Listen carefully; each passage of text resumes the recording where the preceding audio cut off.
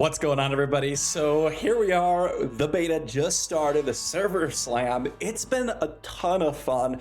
I've been playing for the last 4 or 5 hours. I ended up maxing out the renown system, maxing out a rogue, and I am beginning my druid gameplay here, which has been extremely fun. But they have made a ton of changes, which I personally really enjoy, and I want to talk about all of them. So let me just hop over to the rogue here and log in just to show you the first change, which is the drops. As they mentioned, the previous betas were increased drops to allow us to essentially try out a bunch of builds, try out legendary items, try out all this stuff. I've been playing till level 20 and a few hours after that. In total, probably around 4 hours of rogue gameplay here. Look at how many legendaries I have. A single legendary, and in fact, I have not gotten a single legendary drop yet. This was actually from gambling the obols. So the legendary drops are significantly reduced, and from personal experience, the rare drops have been significantly reduced. So I personally think this is a little bit more engaging, a little bit more fun. I do feel for some of the casual players that might just want to try out and be OP and have some fun. I totally understand that perspective. For me, I prefer the long grind, and when you do get a legendary, it is like a massive deal. Keep in mind, you could still earn Codex of Power aspects and then imprint them on your gear whenever you wish. So that's the first thing I really noticed, was that legendary drops are significantly reduced, and that includes gambling. I gambled about 13 times before I got this first legendary, which before it was like a 1 in 3 chance. So the big change there, and personally, I'm happy that the live game is going to be this way. The second change, or I guess this is the first real change, is the amount of changes they did to the abilities. So if you have not seen my previous video, I talked about how all sorts of abilities had been nerfed from a data mine, and it turns out that that was absolutely true. For example, here, Twisting Blades no longer goes ahead and reduces cooldowns by 1 second if you get the advanced Twisting Blades per hit up to 3 seconds. It now does 0.25 seconds per hit up to 3 seconds.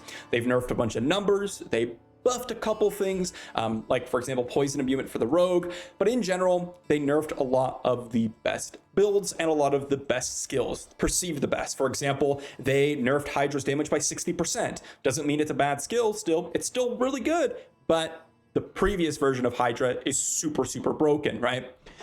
And what this has done is actually made the entire game significantly more difficult.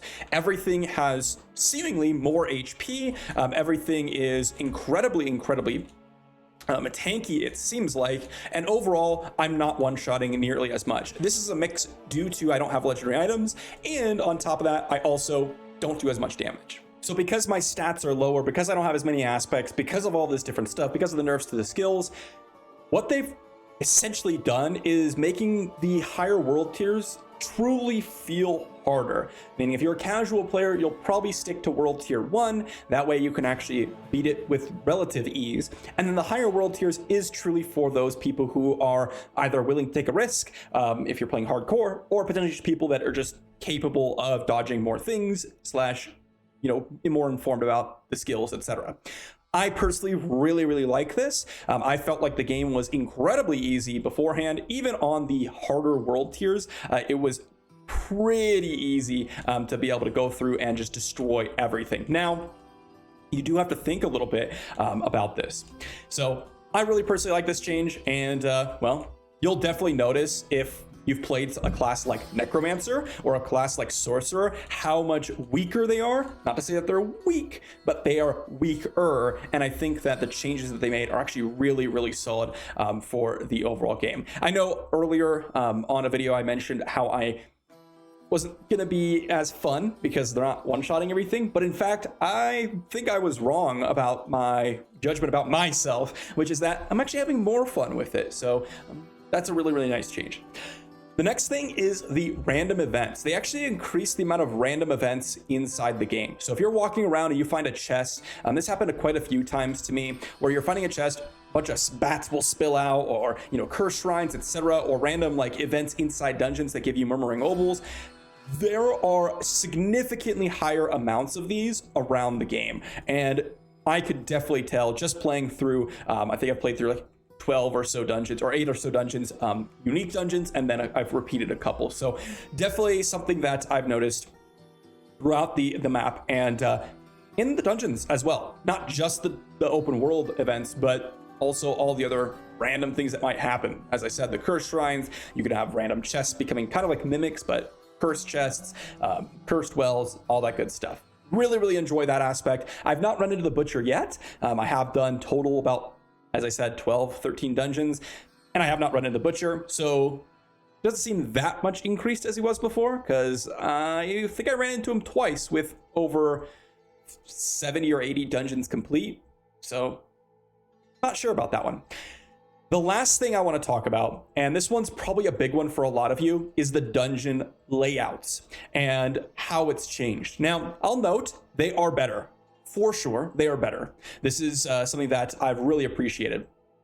They are 100% better, and I want to point to specifically one thing that I have not noticed has really changed, and that is the mobs. When you have to kill all of them, you can see here in this video that I'm gonna push right here, or post right here, I was sitting there and I basically had to kill all the enemies, right? And supposedly when you reach the last parts of it, the mobs are supposed to run after you. You can see here I had one left and that mob just stayed in place. So I'm fairly confident that it's not working as intended. This happened for 2 different types of dungeons for me.